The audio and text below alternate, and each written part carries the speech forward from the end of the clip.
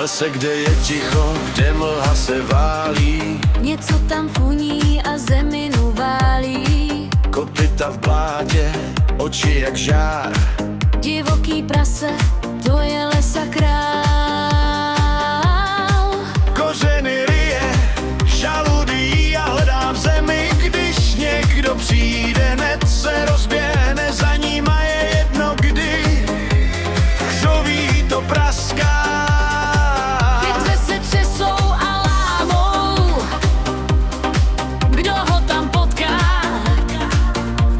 Radši vezme nohy na ramena, utíká celá rodina s tátou i mámou. Hej, divočáku králi lesů, běháš nocí, běháš v dešti, funíš, ryješ, sílu máš, lesní cestu dobře znáš. Šanci mi nedáš na útěk, jsme v lese a já na stromě, kam jsem před tebou zběh.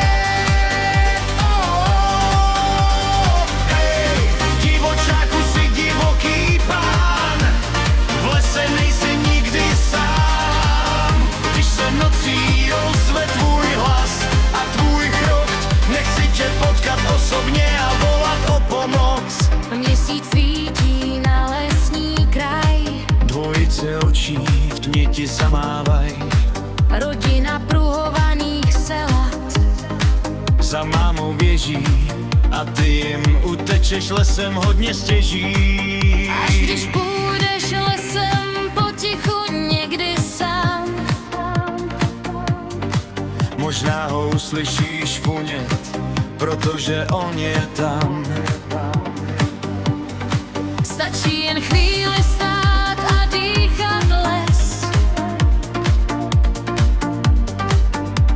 A divočák ví už dál,